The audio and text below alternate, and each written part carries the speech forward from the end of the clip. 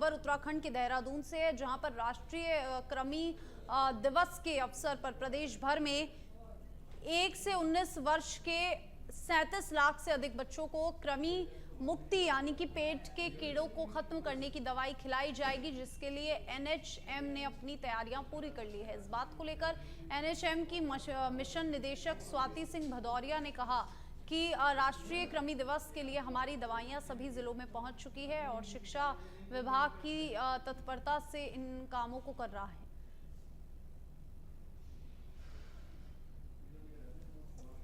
और देखिए, कृमि दिवस पर बच्चों को दवाइयां खिलाई जाएगी। बच्चों को कृमि मुक्त करने का संकल्प यहां पर प्रशासन द्वारा लिया गया और पूरी तरीके से इस कार्यक्रम को लेकर तैयारियां पूरी हो चुकी है। में एक हम लोग की जो इंटर डिपार्टमेंटल स्टेक होल्डर्स की मीटिंग होती है वो ऑलरेडी कराई जा चुकी है 10-12 दिन पहले। तो सभी विभाग पूरे अलर्ट मोड पे हैं। हमारी जो दवाइयां हैं वो भी जिलों में पहुंच चुकी हैं और स्कूल एजुकेशन डिपार्टमेंट भी इसमें पूरी तत्परता से कार्य कर रहा है। और जो हमारा 10 सितंबर को डेट इसका फिक्स किया गया है, 10 सितंबर को सभी स्कूल्स में ये दवाइयां बच्चों को खिलाई जाएंगी। उसमें क्या डूज एंड डोंट्स है, उसमें AEFI किस प्रकार से साइड इफेक्ट्स वगैरह हो सकते हैं, उसमें उस स्थिति में कैसे। देखिए, खबर उत्तराखंड के दिनेशपुर से है, जहां पर बंगाली समुदाय के आरक्षण पर भाजपा विधायक मुन्ना सिंह चौहान का बयान सामने आया था, जिसके बाद उत्तराखंड के बंगाली समुदाय रोष जारी है। बंगाली समुदाय का समर्थन करते हुए व्यापार मंडल ने आह्वान पर आज व्यापारियों ने एक दिन का दुकान बंद कर विरोध जताया और विधायक मुन्ना सिंह चौहान का पुतला दहन किया। इस दौरान व्यापारियों ने मुन्ना सिंह का पुतला लेकर पूरे नगर में मुन्ना सिंह के खिलाफ नारेबाजी करते हुए पुतला दहन किया।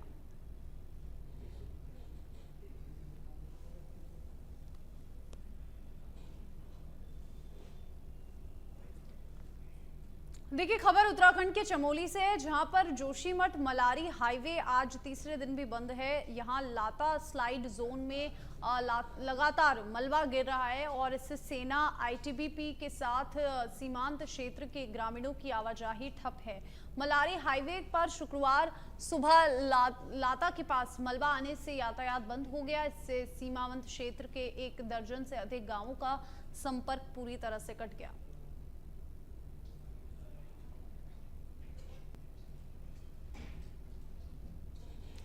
और देखिए, जोशीमठ मलारी जो हाईवे है वो पूरी तरीके से अवरुद्ध हो चुका है। लोगों को आवाजाही में दिक्कत आ रही है, पूरी तरीके से आवाजाही लोगों की ठप पड़ी है।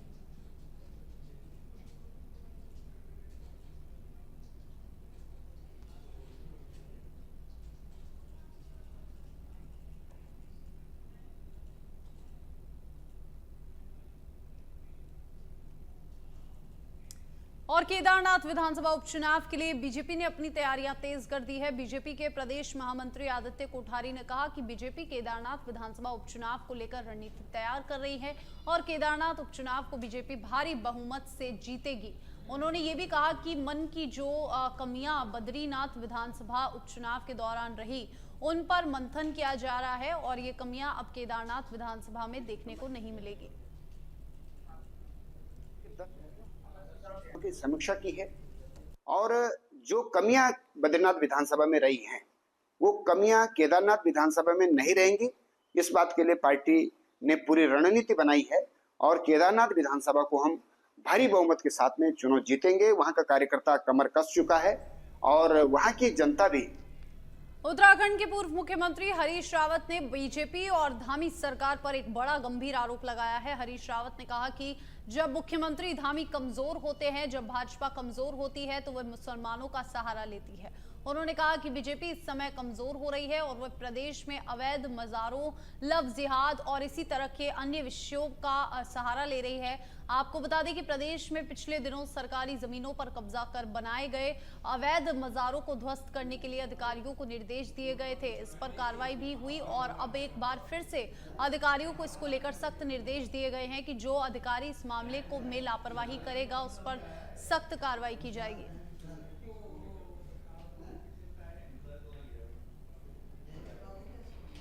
पहले से लोग जानते हैं, मुस्लिम शरणम गच्छामि, मजार शरणम गच्छामि, लव जिहाद शरणम गच्छामि।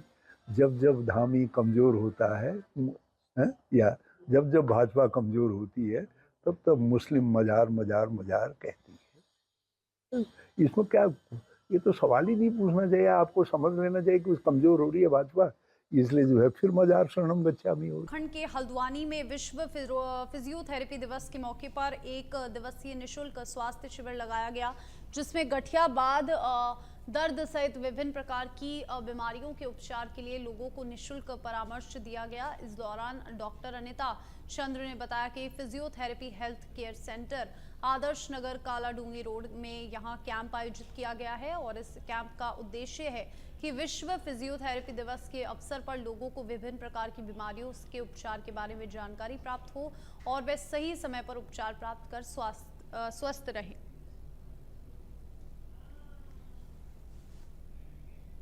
पहले तो मैं ये कहूंगी कि इस बार हमने बीजेपी को वोट दिया और मैंने दिया तो अब ऐसा लग रहा है कि गलत किया, क्योंकि जिस तरह से ये मुद्दा एक राजनीतिक मुद्दा ना होकर सामाजिक मुद्दा हो गया है। हर घर की लड़की परेशान है, जगह जगह अब पुलिस को भी इसमें कार्रवाई करनी पड़ रही है, लोग वो जगह चिन्हित कर रहे हैं। इसका मतलब ये पहले से है, जब एक आध बड़ी घटना हो गई, लोग जागे हैं, आंदोलन हुए, तब ये लोग एक्टिव हुए हैं। तो सारी महिलाओं से मेरी गुजारिश है कि एक दिन मात्र शक्ति अपनी रैली निकाल दे, अपना हल्ला बोल कर दे, तब ये प्रशासन जागेगा, तब ये सरकार के लोग जागेंगे।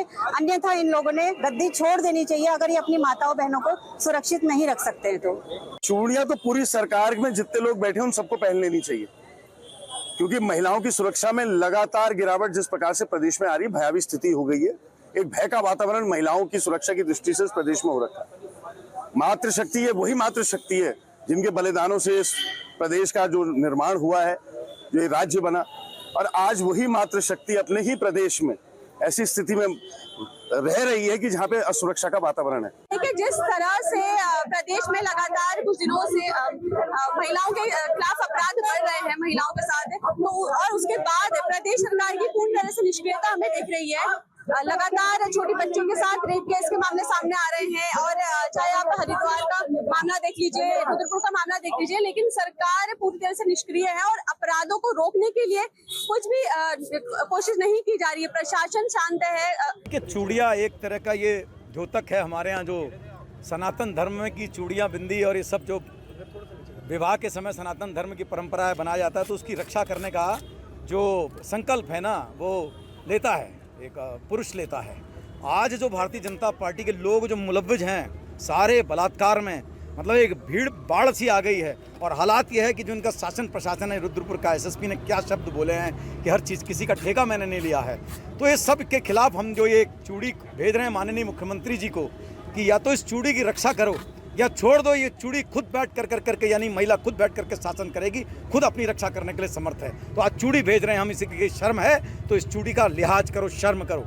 जिस प्रकार से आप देख सकते हैं पूरे देश भर में जगह जगह महिलाओं पे अपराध किए जा रहे हैं और महिला अपराध बढ़ रहे हैं और महिलाओं का शोषण किया जा रहा है। बलात्कार जैसे मुद्दे हर दिन, हर क्षण, हर पल इस देश के हर एक कोने में उठते हुए आ रहे हैं और ऐसे चीजें, ऐसे घिनौने अपराध आए दिन बढ़ते जा रहे हैं। ये सरकार की सीधा सीधा नाकामी है और ये सरकार की नपुंसकता को दर्शाता है कि किस प्रकार ये सरकार विफल रही है हमारी महिलाओं और हमारी बेटियों को सुरक्षा करने के लिए। और साथ ही ये सीधा सीधा संदेश इस प्रदेश की सरकार को और इस केंद्र की सरकार को हमारा है कि अगर आप लोग हमारी महिलाओं को, हमारे देश की महिलाओं को और साथ साथ हमारे देश की बेटियों को आप देखिए, भारतीय शिक्षा समिति उत्तराखंड के सहयोग से विकास नगर के सरस्वती विद्या मंदिर इंटर कॉलेज में खेल कूद प्रतियोगिता आयोजित की गई, जिसमें मुख्य अतिथि के तौर पर बीजेपी की प्रदेश अध्यक्ष और राज्यसभा सांसद महेंद्र भट्ट ने शिरकत की। और इस प्रतियोगिता में 14 संकुलों के अंतर्गत आने वाले 135 स्कूलों के 350 छात्र छात्राओं ने प्रतिभाग किया। प्रतियोगिता के दौरान प्रतिभागी छात्र छात्राओं ने 100 मीटर से लेकर 1500 मीटर रेस, ऊंची व लंबी कूद जैसी खेल कूद प्रतियोगिताओं में हिस्सा लिया।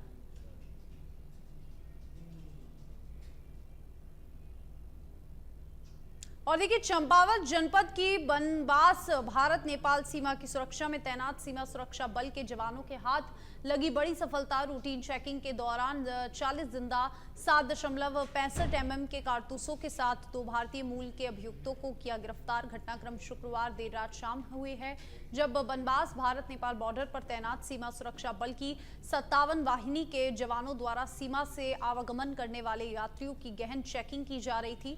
इसी दौरान संदिग्ध अवस्था में यात्रा कर रहे 2 व्यक्तियों को चेकिंग के लिए रोका गया। रोके जाने पर पहले तो दोनों ने चेकिंग से आनाकानी करने की कोशिश की, लेकिन परंतु जब जवान द्वारा उनकी चेकिंग की गई तो उनके सामान में 7.65 mm के 40 जिंदा कारतूस बरामद हुए। इसमें कल रात सूचना मिली थी कि एसएसबी चेक पोस्ट में एक्सरे मशीन में कुछ जिंदा कारतूस पकड़े गए। उसके बाद एसएसबी ने इसमें फ़र्क बना के हमारे पास सुपुर्दगी की थी जिंदा कारतूस। मैं अभी उसमें देखिए, खबर ऊधम सिंह नगर से है, जहां पर किच्छा के सबसे व्यस्ततम चौक डीडी चौक पर एक व्यापारी की दुकान को चोरों ने निशाना बनाया। चोर दुकान में रखे नकदी के गल्ले को पार कर ले गए और इस वारदात के बाद किच्छा पुलिस की रात्रि गश्त की पोल खुल गई। आपको बता दें कि किच्छा की एक मिठाई की दुकान पर देर रात चोरों ने लगभग 90,000 रुपए से भरे गल्ले पर हाथ साफ कर लिया, जिसकी फुटेज सीसीटीवी में कैद हो गई। वहीं चोरी से व्यापारियों में भय व्याप्त हो गया। व्यापारियों ने चोरी को लेकर किच्छा कोतवाल से मुलाकात कर रोष जताते हुए जल्द खुलासे की मांग की। इसको चैलेंज इसलिए है कि जिस तरीके से किच्छा चौराहे पर और बहुत पुरानी दुकान, उसके अंदर इस तरह से चोरों की घटना को अंजाम देना, ये बहुत दुर्भाग्यपूर्ण बात है। और मैं कहता हूँ कि जिस तरीके से इन्होंने अंजाम दिया है, गल्ला उठा के ले जाना और अंदर बैठ के लस्सी पीना, बिल्कुल निडर होकर के, ये बहुत इस बात के व्यापारियों में रोष है। मैं कहना चाहता हूँ इसका खुलासा निश्चित रूप से होना चाहिए। बीच चौराहे में और ऐसी जगह पे जहाँ पे कि पुलिस की गश्ती रहती है और लोगों का आवागमन रहता है, रोडवेज जैसी। देखिए, मुख्यमंत्री पुष्कर सिंह धामी के निर्देश पर चारधाम यात्रियों की सुविधा के लिए सरकार विभिन्न स्थानों पर पंजीकरण सेवा प्रारंभ करने जा रही है। इसके अंतर्गत हरिद्वार, ऋषिकेश ट्रांजिट कैंप व गुरुद्वारा बड़कोट, हीना, गौचर, पांडुकेश्वर, सोनप्रयाग में पंजीकरण किया जाएगा। इसके अलावा जानकी, चिट्ठी, गंगोत्री, केदारनाथ व बद्रीनाथ धाम के दर्शन टोकन वितरण काउंटर में भी श्रद्धालुओं के लिए पंजीकरण सेवा आरंभ कराई जा रही है और इस संबंध में निर्देशन जारी कर दिए गए हैं। और देखिए, सरोवर नगरी नैनीताल में अटल उत्कृष्ट राजकीय बालिका इंटर कॉलेज तलीताल में आंगनबाड़ी सहकारियों के तत्वाधान में पोषण माह कार्यक्रम आयोजित किया गया है, जिसकी अध्यक्षता बाल विकास परियोजना अधिकारी डॉक्टर रेणु मतोलिया ने की और जिसमें मुख्य अतिथि विधायक सरिता आर्य द्वारा कार्यक्रम का शुभारंभ किया गया। इस मौके पर सहायकों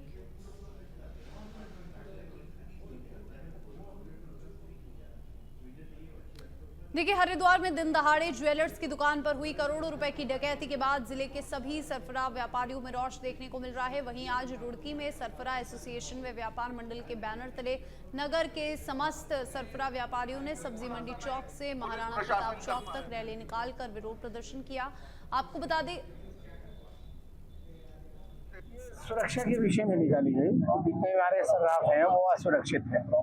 आए दिन जो वारदात होती है वो सर्राफों के यहाँ ज्यादा होती है और एक ही समय में उन्हें लूट लिया जाता है और उसका कोई भी खुलासा नहीं हो सकता है। इसमें हमारा शासन, प्रशासन, राज्य सरकार, केंद्र सरकार कोई भी सहयोग नहीं करती। आज तक जितनी भी डकैतियां हुई हैं कोई भी खुलासा नहीं है। अगर किसी भी किस्मत से कोई खुल भी गई तो उसमें कोई।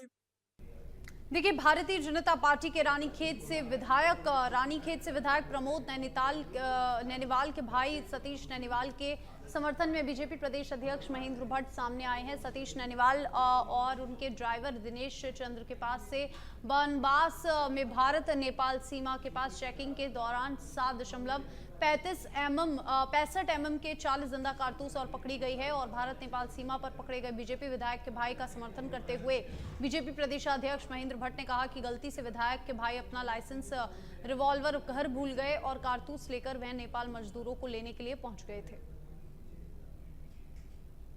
मैंने रानीखेत के विधायक जी से मेरी अभी फोन पर बातचीत हुई है। रानीखेत के विधायक बड़े कॉन्ट्रैक्टर हैं और वो नेपाल गए थे। नेपाल से जो लेबर लाने की जो पद्धति ठेकेदारों की रूप में रहती है, गलती से उनका लाइसेंसी रिवॉल्वर तो अपने घर में है, लाइसेंस भी उनके पास है, लेकिन उस बैग में कुछ कारतूस उनके गलती से रह गए और उसका संज्ञान, क्योंकि जब नेपाल सरकार ने खरीद के कागज़ मंगा दिए उनको पहुंचा दिए गए हैं। उसके साथ साथ उनका रिवॉल्वर का लाइसेंस मांगा गया था ओरिजिनल, पहले फोटो व्हाट्सएप भेजा तो व्हाट्सएप नहीं माना, उनको ऑनलाइन भेजा, उसको पहुंचा दिया गया। ठीक है, एक विधायी प्रक्रिया के